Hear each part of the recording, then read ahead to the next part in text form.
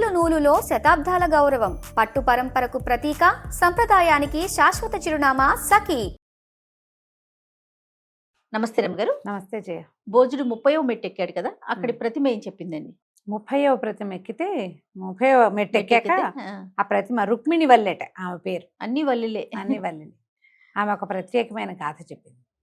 ఏం చెప్పిందట, ఈ విక్రమార్కుడు రాజ్యం చేస్తున్న కాలంలో ఈ చుట్టుపక్కల పల్లెటూళ్ళల్లో ఒక మహావరాహం, ఒకటి పెద్ద పంది అడవులు ఈ పంటల మీద పడిపోయేదట. పంటలు సర్వనాశనం చేసేసేది. జనం గనక కొట్టడానికి వస్తే వాళ్ళ ఇళ్ల మీద కూడా పడిపోయేది. కొంతమంది జనం కూడా చనిపోయారు. అసలు ఒక్క పంట చేతికి రాకుండా అయిపోయిందట. ఆ గ్రామాల నుంచి డబ్బులు రాకపోయేసరికల్లా చూస్తారు కదా, కనుక్కుంటారు ఎందుకు ఏమిటి అని. అన్నీ కనుక్కున్న తర్వాత ఇలా ఒక మహావరాహం ఒకటి వస్తోందని, దానికోసం ఉచ్చులు పెట్టినా పడట్లేదని ఇవన్నీ తెలుసుకున్నారు. అప్పుడు ఈయన ఏం చేశాడు, సరే నేనే వస్తాను దాన్ని వేటాడడానికి అని చెప్పి, అప్పుడు వేట ఆడేవారు కదా రాజులు. ఈయన వేటకి వెళ్ళాడు, వరాహం వేట. వెళ్ళేసరికి కనపడిందట ఈయనకి. అసలు దాని సైజు చూసి ఆయన ఆశ్చర్యపోయాడు. అంత వరాహాన్ని వాళ్ళు ఏనాడు చూడలే. బట్టి కూడా చాలా ఆశ్చర్యపోయాట. దాన్ని వెన్నంటి వెళ్దామని, మీరు పరివారంతో ఎక్కడ ఉండండి నేను వెళ్తానని విక్రమార్కుడు దాన్ని వెంబడబడ్డాడు. పడితే ఆ పంది పరిగెత్తుకుంటూ వెళ్ళి వెళ్ళి వెళ్ళి ఒక పెద్ద పర్వత గుహలోకి వెళ్ళిపోయిందట. ఈ గుహలోకి వెళ్ళేసరికల్లా మరి లోపలికి వెళ్ళాలా వద్దా చూద్దామని ఈయన మెల్లిగా లోపలికి వెళ్తే ఏమీ లేదు, ఖాళీగా ఉంది. ఒక 2-3 పంది కూనలు కనపడ్డాయి, చిన్న చిన్న పిల్లలు ఉన్నాయి. ఆ పిల్లల్ని దాటుకుని అతను లోపలికి వెళ్తే అది ఎక్కడికో తీసుకుపోయింది ఆ మార్గం. చివరికి అతక పాతాళ నగరం చేరిందట. ఆ మార్గం చేరేసరికల్లా ఆయన ఇట్లా లోపలికి ఆ కిందకి వెళ్ళేసరికి పెద్ద మహానగరం ఒకటి కనపడింది. బోల్డన్ని ఆకాశ హర్మ్యాలు ఉన్నాయి. ఏదో ప్రత్యేకమైన వ్యక్తులుగా కొంతమంది కనపడుతున్నారు. లోపలికి రాగానే ఒక కంఠం వినపడిందట, ప్రభు విక్రమార్క మహారాజుని పాతాళ లోకానికి తీసుకొచ్చాను, ఇక వారిని గౌరవించాల్సిన బాధ్యత మీదేనని. ఈయన చూస్తూ ఉండగానే ఆ పాతాళ నగర చక్రవర్తి ఆయన దగ్గరకు వచ్చాడు. ఆయన చేతులు పట్టుకుని, మహావీర మేము మిమ్మల్ని చూడాలనుకున్నాం, మా ప్రజలంతా మేమందరం కూడా మీ దర్శనం చేసుకోవాలని మిమ్మల్ని ఆకర్షించడానికి ఈ మహావరాహాన్ని మీ ఒళ్ళ మీదకి వదిలిపెట్టాము అని చెప్పి ఆయనకి బాగా గౌరవించి, మీరు స్వర్గారోహణ చేసి వచ్చారు, అలాగే మీరు పాతాళ నగరాన్ని కూడా పావనం చేయాలని ఈ ప్రయత్నం చేశాము అని చెప్పారు. చెప్పి ఈయనకి బాగా గౌరవించి ఒక అమృత భాండం చేతిలో పెట్టారట. ఇది పూర్తి అమృతం కాదు, కానీ చనిపోయిన వాళ్ళ అపమృత్యు దోషాలని తొలగిస్తుంది, పాడి పంటల్ని వృద్ధి చేస్తుంది, ఆ పశువుల్ని కూడా బతికిస్తుంది, ఇది మీరు స్వీకరించండి అని ఇది ఇచ్చారు. కొంత రోజులు వాళ్ళ దగ్గర గడిపి ఈయన ఈ అమృత కలశంతో సహా మళ్ళీ అడవిలోకి వచ్చాడు. ఈయన వచ్చిన తర్వాత ఈ సైన్యంతో కలిసి వెళ్తుంటే ఒక బ్రాహ్మణ ఆయన ఏడుస్తున్నాడట. పిల్లాడు 11-12 సంవత్సరాల వాడు మృత్యుశయ్య మీద ఉన్నాడంటే ఈయన తన దగ్గర ఉన్న అమృత కలశంలోంచి కొన్ని నీళ్లు చల్లాడట. నీరులాగా ఉంది ఆ పదార్థం. ఆ పిల్లవాడు అపమృత్యు దోషం తొలగిపోయి చక్కగా స్వస్థుడైపోయాడు. ఏ ఊళ్ళల్లో ఈ వరాహం వల్ల అన్నీ పాడైపోయినాయో అన్ని చోట్ల ఈ నీటిని చల్లారు. చల్లితే పంటలు మళ్ళీ మొలిచినాయి.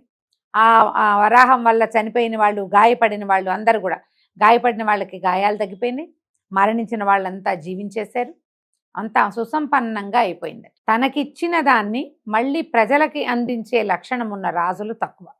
ఆయనకి ఏదైనా లభిస్తే ఆయనే ఉంచుకుంటాడు, ప్రజల నుంచి వసూలు చేస్తూ ఉంటాడు ఎప్పటికప్పుడు. ఏ రాజైనా నువ్వు ఇలా చేయగలిగితే మెట్లు తర్వాత మెట్టు ఎక్కువ, లేకపోతే వెళ్ళిపోమందట రుక్మిణి వల్లి. భోజుడు ఒక నమస్కారం చేసి, ఇలాంటి కళ్యాణ గుణాలు ఉన్నవాడు కాబట్టి ఆయనకి ఇంత సింహాసనం లభించింది, ఆయన ప్రజ్ఞా ప్రతిభా పాఠవాలు ఇంకా భూమి మీద ఉన్నాయమ్మా, తెలుసుకోవటానికే ఎక్కుతున్నాను కానీ దీన్ని సొంతం చేసుకుందామని కాదని నమస్కారం చేసి వెళ్ళిపోయాడు. మర్నాడు నెల అయిపోయింది, ఇప్పటికి 30 రోజులైనాయి. 31వ నాడు కూడా భోజుడు మళ్ళీ ప్రయత్నం చేశాడు. ఎక్కాడు సింహాసనం. 30 మెట్లు మాట్లాడకుండా నుంచున్నాయి ప్రతిమలన్నీ. 30 మెట్ల మీద ఉన్నాడు. ఈ 31వ మెట్టు మీదకి ఎక్కేసరికి అక్కడున్న ప్రతిమ చప్పట్లు చరిచి ఈయన్ని నిలవేసి చెప్తోందనమాట, నీకు విసుగు లేదు, విరామం లేదు, ఒక్కరోజు కూడా మధ్యలో ఆక్కండా ప్రతిరోజు ఎక్కుతున్నావు. మా రాజుగారి యొక్క గొప్పతనం తెలుసుకో. ఆయన పరమ సాహసికుడు. ఎక్కడైనా వింత విడ్డూరం విచిత్రం ఉందంటే వెళ్ళిపోతాడు. విక్రమార్కుడు రాజ్యంలో ఉన్నప్పుడు యుక్తిశేఖరుడని ఒక మంత్రి ఉండేవాడు. ఆ మంత్రికి ఒక అల్లరి చిల్లరి ఆటకాయ వాడైన ఒక కుమారుడు ఉండేవాడు. వాడు ఏమీ మాట వినేవాడు కాదు.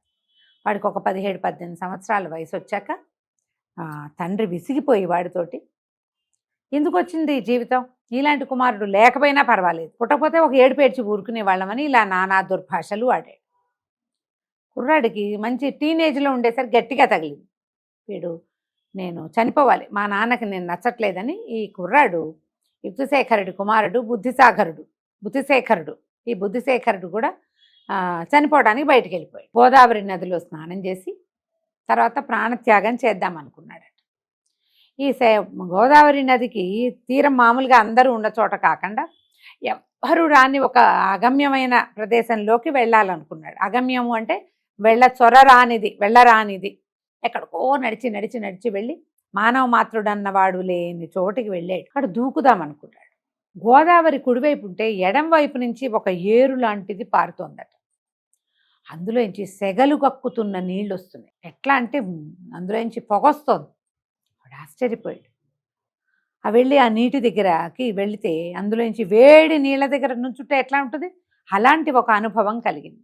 అతను చూస్తూ ఉండగానే ఈ వేడి నీటిని వేలరిస్తున్నటువంటి ఈ ఏరుకి ఆనుకుని ఉన్న ఒక గుట్ట మీదకి కొంతమంది దేవకన్యలు వచ్చారు. వీడు చూస్తూ నుంచున్నాడు వాళ్ళకేసి. వాళ్ళు అక్కడ ఒక శివలింగాన్ని చేసుకుని పూజ చేసి అభిషేకం చేసుకుని పూజ చేసుకుని ఈ కుర్రాన్ని చూశారు.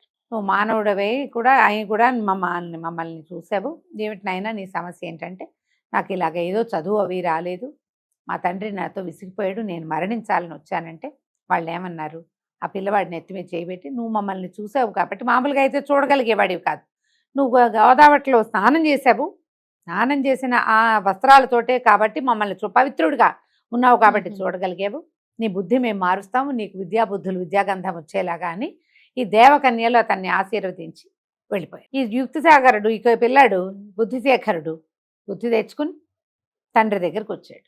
మళ్ళీ పిల్లాడు చదువుకుంటానన్నాడు. చకచకా వాడికి చదువు వచ్చేసింది. వాడిని చిన్న మంత్రిగా రాజుగారి దగ్గర ప్రవేశపెట్టాడు. ఆయన యుక్తిశేఖర్ని అడిగాడు, పూర్వం నీ కుమారుడు ఏమీ పెద్దగా కొరగాకుండా ఉన్నాడని మీరు ఒక సందర్భంలో చెప్పారు కదా, ఇప్పుడు వీడు ఇట్లా ఇంత బ్రైట్గా ఎలా అయ్యాడు అంటే, మీరు వాడినే అడగండి, నాకు తెలీదు, ఎక్కడికో వెళ్ళిపోయాడు, కొద్ది రోజులు వచ్చాక చదువుకుంటానని విద్యలో ప్రవేశించాడు, అనతి కాలంలోనే విద్యావంతుడు అయ్యాడు అనేసరికి ఈయన అడిగాడు రాజు, ఏ విధంగా నీకు ఇది వచ్చింది అని అడిగితే ఇప్పుడు తను చూసిన వింతని రాజుకు చెప్పాడు. ఈయన అట్లాంటిది ఏదైనా వింటే ఊరుకోడు, విక్రమార్కుడు వెళ్ళాలి, అదేమిటో తెలుసుకోవాలని ఈయన ఆ యుక్తిశేఖరుడు చెప్పినటువంటి ఆ అగమ్యమైన గోదావరి నదీ తీరానికి వెళ్ళి ఆ ఏటిని చూశాడు. చూశాక ఆయన చూస్తుండగానే దేవకాంతలు కూడా వేచి ఉన్నాడు కొంతకాలం, వాళ్ళు వచ్చేదాకా. వాళ్ళు ప్రతి పౌర్ణమికి వస్తారు. ఆ పౌర్ణమి నాటి సాయంకాలం వాళ్ళని సంధ్యా సమయంలో చూశాడు. చూసి వాళ్ళకి నమస్కారం చేశాడు. అంతకుముందు యుక్తిశేఖరుడికి దండం పెట్టడం తెల్ల వింతగా చూస్తూ ఉంచాడు. ఈయన రాజు, ఈయన లక్షణం వేరు కదా. అమ్మ మీరంతా ఎవరు, ఈ ప్రత్యేకమైన ఈ నీరు ఎక్కడి నుంచి వస్తుంది, ఇదేమిటి అని అడిగితే అప్పుడు వాళ్ళు ఏం చెప్పారట, మేము గంధర్వకాంతలం, ఇది పాతాళ గంగ, ఇట్లా ప్రత్యేకమైనవి నీకు హిమాలయాల దగ్గర అక్కడ కనిపిస్తాయి. గంగలో ఒక ఉద్రేకం ఉంటుంది, మామూలుగా ఆ ఉద్రేకంతో ఆమె హిమాలయాల మీద నుంచి చల్లగా ప్రవహిస్తుంది. ఆమెలో కలిగిన ఉద్రేకం ఇలా వేడి నీటి బుగ్గల రూపంలో కనపడుతుంది. ఈ గోదావరి సమీపంలో కూడా ఇది ఒకే ఒక్కటి ఉన్నది, ఇది ప్రత్యేకమైనదని మేము ఇక్కడ, ఇది గోదావరి నీరే కానీ ఇక్కడ ఇట్లాంటి స్వరూపం అంటే నీటికి ఉన్నదనమాట. ఆ ఉద్రేకమే ఇక్కడ మనకి ఇలా కనిపిస్తుంది. మేము ఈ ప్రత్యేకమైనది ఉన్నది కాబట్టి ఈ పౌర్ణమి నాటి రాత్రి వచ్చి ఇక్కడ మేము చేస్తాం, పూజ చేసుకుంటాము అని చెప్పి రాజుకి కూడా నువ్వు మనస్సంకల్పాలన్నీ నెరవేరుతాయి, నీ రాజ్యం సుభిక్షంగా, నువ్వు ఉన్నంతకాలము నీ రాజ్యం సుభిక్షంగా ఉంటుంది అని రాజుగారికి వరం ఇచ్చి దేవకాంతలంతా వెళ్ళిపోయారు. ఈ అమ్మాయి చెప్తోంది ప్రతిమ భోజుడికి, ఏదైనా ఒకటి కొత్తది ఉంది అంటే అక్కడ ఏం ప్రమాదం ఉందోనండి నలుగురిని వెంబడి పెట్టుకెళ్తారు. ఈయన ఏ సందర్భంలోనూ అట్లా చేయలే. ధైర్యము, సాహసము, పరాక్రమము ఇవన్నీ ఒక్కచోట పోస్తే విక్రమార్కుడు తయారవుతాడు. ఆ లక్షణాలన్నీ కొంచెం కొంచెమైనా ఉన్నవాడైతేనే ఇది ఎక్కాలి, లేవనుకుంటే దిగి వెళ్ళిపో రాజా అని చెప్పింది. ఈయన నమస్కారం చేసి ఆ 31వ ప్రతిమకి దిగి వెళ్ళిపోయాడు. 32వ ప్రతిమ చెప్పిన కథ, ఆఖరి కథ విక్రమార్కుడి అవతార సమాప్తి కూడా మనం తర్వాయి భాగంలో తెలుసుకుందాం. తప్పకుండా రమ్య గారు. నమస్తే. నమస్తే.